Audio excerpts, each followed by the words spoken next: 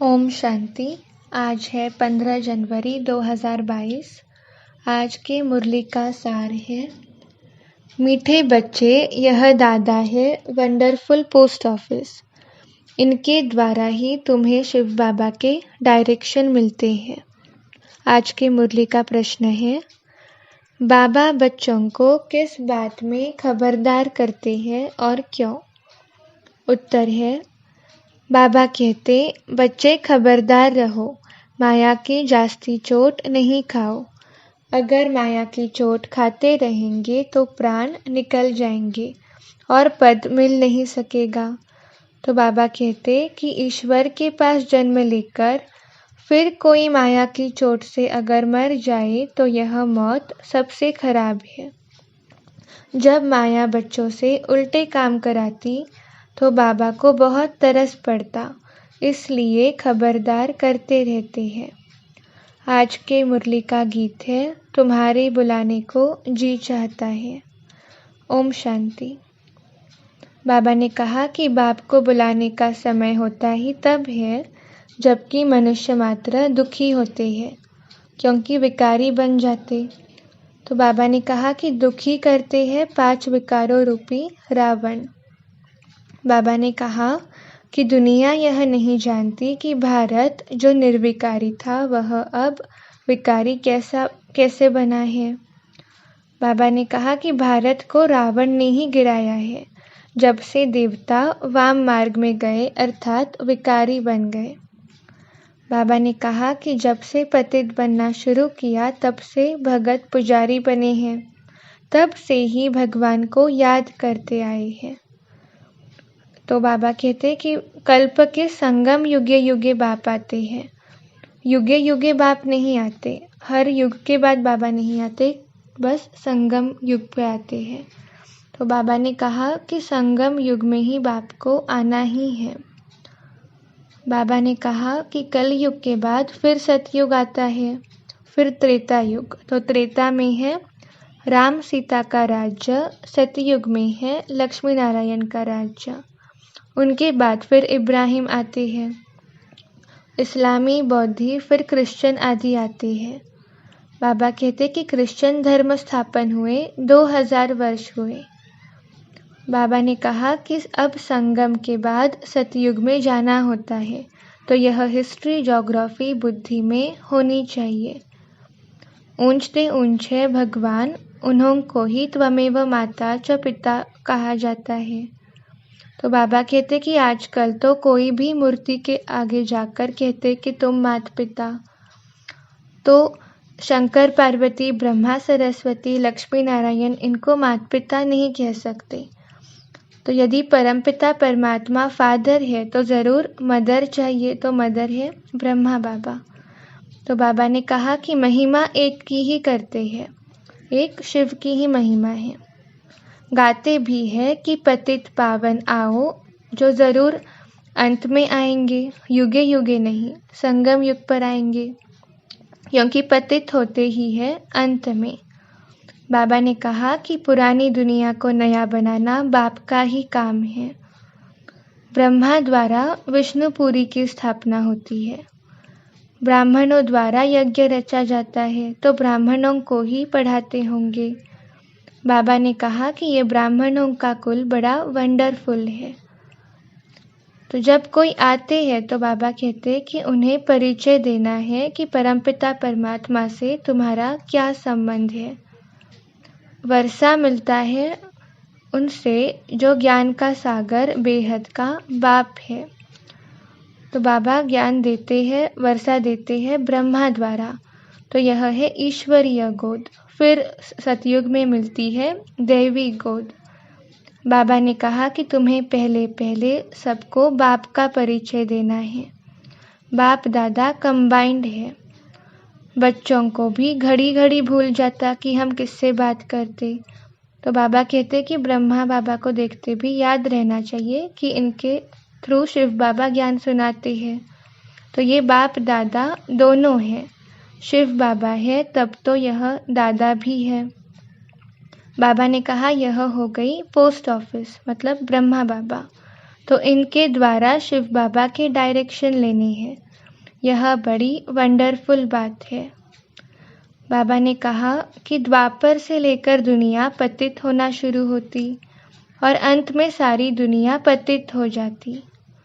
तो बाबा कहते कि औरों को चित्रों पर समझाना है। बाबा ने कहा कि नई दुनिया सदैव तो नहीं होगी। हर एक चीज़ की लाइफ आधी पुरानी आधी नई होती है। बाबा ने कहा कि यह पुरानी दुनिया का विनाश और नई दुनिया की स्थापना आगे पीछे नहीं हो सकती। यह चक्र तो अनादि अविनाशी है, अपने टाइम पर चलता है। आधा कल्प राम राज्य, आधा कल्प रावण राज्य, जास्ती हो नहीं सकता। बाबा ने आज हमें मास्टर त्रिलोकीनाथ का स्वमान दिया, क्योंकि अभी बाबा ने हमें तीनों लोकों के ज्ञान के बारे में बताया, ज्ञान दिया। तो बाबा ने कहा कि मूल वतन, सूक्ष्म वतन, स्थूल वतन, अभी बच्चे इस तीनों को जानते हैं। बाबा ने कहा कि जो ज्ञान बाबा में है वह अब तुम्हारे में भी है, नंबरवार पुरुषार्थ अनुसार। बाबा ने कहा कि मनुष्यों को हद की हिस्ट्री ज्योग्राफी का मालूम है और तुमको बेहद की हिस्ट्री ज्योग्राफी बुद्धि में है। उन्हों को बाहुबल की लड़ाई मालूम है और तुम बच्चे जानते हो कि योग बल से हम विश्व के मालिक बनते हैं। बाबा कहते कि इस समय तुम्हारा मर्तबा बहुत ऊंच है। तुम नॉलेजफुल बाप के बच्चे, मास्टर नॉलेजफुल हो। बाबा ने कहा कि तुम भेंट कर सकते हो सुख और दुख की, बाकी वह लक्ष्मी नारायण तो इन बातों को नहीं जानते, वो तो उनकी बादशाही करते हैं। बाबा ने कहा कि सतयुग में तुम राज्य करेंगे, वहाँ महल बनाएंगे, वहाँ चिंता की कोई बात नहीं। तो यह बातें बुद्धि में स्थायी रहनी चाहिए, तो खुशी का पारा भी चढ़े। बाबा कहते कि तूफान तो अनेक प्रकार के आएंगे, संपूर्ण तो कोई बना नहीं है। बाप समझाते हैं तुमको बहुत स्थैर्य बनना होगा। बाबा ने कहा कि हमारी यह है बेहद की यात्रा। बाबा कहते कि इसको चक्र कहो या उतार चढ़ाई कहो, बात एक ही है। नीचे से ऊपर चले जाएंगे, फिर उतरना शुरू होगा। तो यह सब बातें जो शुरुड़ बुद्धि वाली है वही अच्छी तरह समझते हैं और औरों को समझा भी सकते हैं।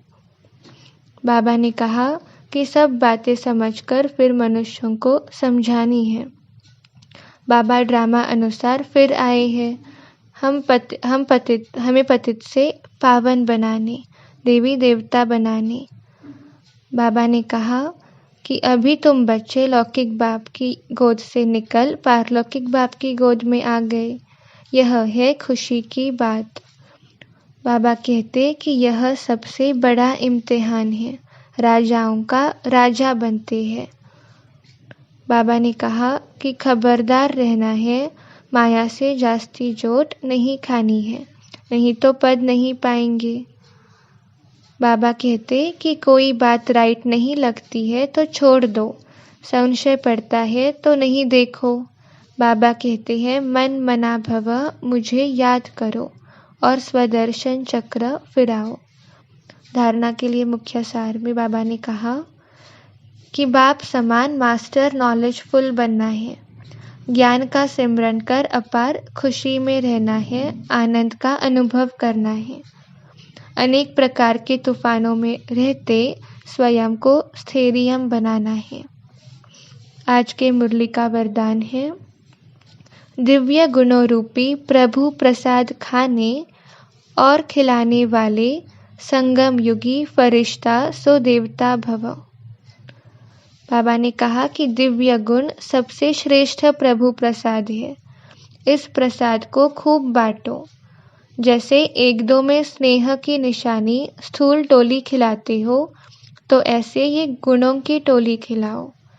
जिस आत्मा को जिस शक्ति की आवश्यकता है उसे अपनी मनसा अर्थात शुद्ध वृत्ति वाइब्रेशन द्वारा शक्तियों का दान दो और कर्म द्वारा गुण मूर्त बन गुण धारण करने में सहयोग दो।